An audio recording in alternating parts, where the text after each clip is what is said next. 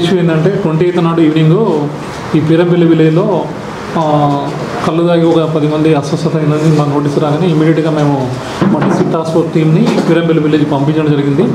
పంపించి toddy test చేసాం. Toddy test చేస్తే టాడీ ఫ్రీ ఫ్రమ్ ఫ్లోరైడెడ్ వచ్చింది.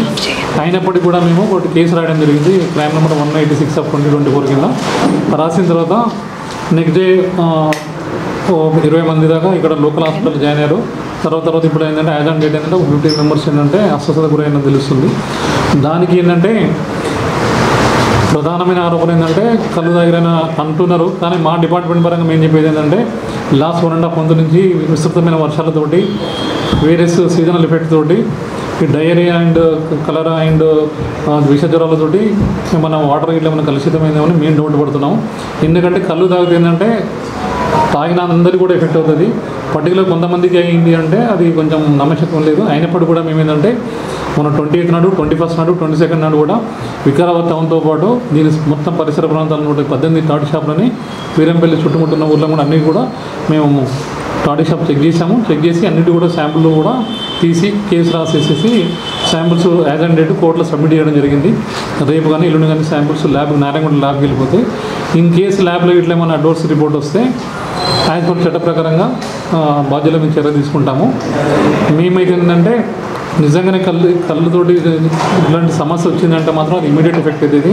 ఆల్రెడీ 4-5 days అయింది, ఇంకా పేషెంట్స్ వస్తున్నారు అంటే దీనికి ఇంకా అదర్ రీజన్ ఏమైనా ఉంటుందేమని మేము ఎక్స్పెక్ట్ చేస్తున్నాము. మా తరపున మాత్రం ఎలాంటి లోపం లేదు. మేమైతే బలంగా విశ్వసిస్తున్నాము. ఏంటంటే వాటర్ కంటామినేషన్ అయిందని అనుకుంటున్నాము.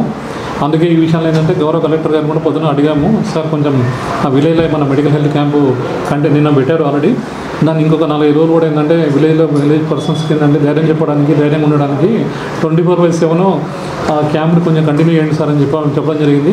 సార్ కూడా ఒప్పుకున్నారు. నా ముందే డిఎంఈ గారు కూడా చెప్పారు కంటిన్యూ చేయండి క్యాంప్ అని చెప్పి. సో ఏమైనా ఇష్యూస్ ఉంటే మీ నోటీస్ కూడా ఉన్నా కూడా మాకు చెప్పండి, చట్ట ప్రకారం ఏం చర్యలు తీసుకుంటామండి.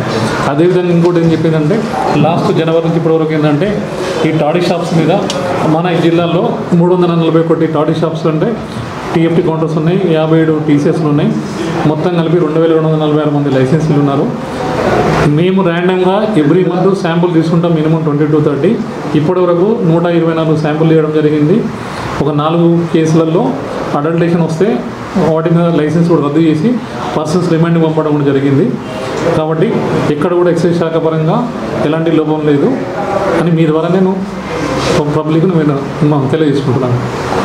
57 సొసైటీలు ఉన్నాయండి, 341 టీఎఫ్టీ కౌంటర్స్ ఉన్నాయి. 57 సొసైటీలు 341 టీఎఫ్టీ కౌంటర్స్. టీఎఫ్టీ ఉంటాయి కదా, ఇండివిజువల్ లైసెన్స్ ఇస్తాం కదా మనం, వ్యక్తిగత లైసెన్స్ టీఎఫ్టీ షాప్ సార్.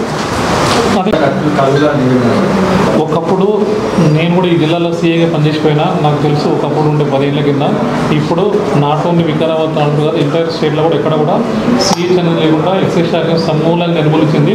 గుడంబ ఏ విధంగా కంట్రోల్ చేసిందో సిహెచ్ కూడా కళ్ళలో కలపకుండా ఎక్సైజ్ శాఖ తీసుకున్న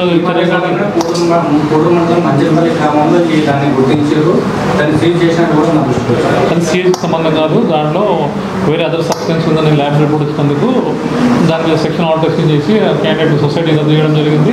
ఆ పర్సన్ కూడా రేపు మాపో రిమాండ్ చేస్తాము, ఛార్జ్ షీట్ చేయడం కూడా జరుగుతుంది.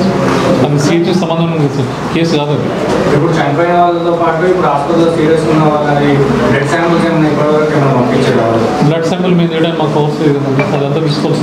అది మనం కాకుండా ఎట్లా నిర్ధారణ చేస్తున్నాము? కళ్ళు బాధితులు కాలేదు నేను కూడా మీరు అంటున్నారు కదా కళ్ళు అని అంటారు కదా. తెలంగాణలో ప్రతి అడిక్షన్ నుండి ఎవరైనా కళ్ళు తాగడం లిక్కర్ తాగడం ఏదో సహజం, కాదంటలేదు. మీకు తెలుసు, మీరు కూడా అందరు ఇప్పుడు రూరల్ బ్యాక్గ్రౌండ్ నుంచి వచ్చినా కూడా తెలంగాణలో పుట్టినా సచ్చినా ఏ చిన్న దావదైనా కల్లో లిక్కరో ఏదో ఒకటి అయితే తీసుకుంటారు.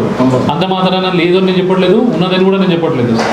నా వర్షన్ అయితే అది కళ్ళు తాగినా ఇంకోటి ఇప్పుడు మీరున్నారు మీరు కళ్ళు తాగకుండా ఏం తాగకుండా కూడా ఒకసారి వెదర్ బాగాలేకున్నా లేకుంటే సీజన్ ఎఫెక్ట్ తోట ఒకసారి మంచిగా ఉన్నప్పుడు కూడా సడన్గా వామిటింగ్స్ కావచ్చు, మోషన్స్ కావచ్చు, జ్వరం కావచ్చు, ఇంకా అదర్ హెల్త్ ఇష్యూస్ కూడా రావడానికి ఏం లేదు కదా. సరే సమస్య వచ్చింది అట్లా అని చెప్పి సమస్యను మేము వేరే డిపార్ట్మెంట్ తోయట్లేదు. మా డిపార్ట్మెంట్ పరంగా మేము తీసుకోవాల్సిన చర్యలని తీసుకుంటాము ఇంకా ముందు కూడా సార్. ఒక డాక్టర్కు మీరు వికారాబాద్ కేంద్రంలో ఉన్న డాక్టర్కు ఇది సిగ్నల్ వ్యాధులని చెప్పండి, ఇది కాళ్ళు కాదు అని డిపార్ట్మెంట్ పరంగా మీరు ఒత్తిడి చేయడం ఎంతవరకు? అంటే మీ శాఖలో ఒక అధికారి, నాకు ఆ విషయం లేదు. ఒక అధికారి చేసినట్టు మా దగ్గర ఒక లేదు అట్లా మాకు సంబంధం లేదు. ఆయన ఏం చెప్పినంత మాత్రం వాళ్ళు వినాలనుకుంటే ఏం లేదు. ఏ డిపార్ట్మెంట్ ఆ డిపార్ట్మెంట్ మీ డిపార్ట్మెంట్ పరంగా మీరు చేస్తారు, వాళ్ళ పరంగా వాళ్ళ డ్యూటీ వాళ్ళు చేస్తారు అంతే. కానీ వాళ్ళకు ఇంప్లిమెంట్ చేసి మీరు ఇది సిగ్నల్ వ్యాధులని చెప్పడం అనేది మేము చెప్పినట్టుగా DMHO గారే 2 గంటలకు ఒక ప్రెస్ నోట్ రిలీజ్ చేశారు ఇది కల్తీ కళ్ళు అని. తర్వాత ఒక 2.5 hours తర్వాత ఇది సిగ్నల్ వ్యాధుల వల్ల వస్తున్నదని తనే చెప్పారు. 3 రోజులు అంటే మరి ఆయన ఫస్ట్ చెప్పినప్పుడు ఆయన ఏమైనా అవగాహన ఉందో, సెకండ్ టైం చెప్పినప్పుడు ఆయన ఏమి అంటే ఆయన మరి మన క్లారిటీ వచ్చిందో మనకు తెలియదు కదా. మేము మాట్లాడడం బాగుంటుంది కదా. వేరే ఆఫీసర్ నుంచి మేము ఇట్లా కామెంట్ అది కాదు బ్రదర్, వేరే ఆఫీసర్ మీరు కామెంట్ చేయడం ధర్మం కూడా కాదు కదా. మీరు చెప్పండి. జిల్లా స్థాయి అధికారి అవగాహన లేకుండా ప్రెస్ నోట్ చేయాలి. నేను ఇవ్వలేదు కదా, నేను ఇచ్చాను.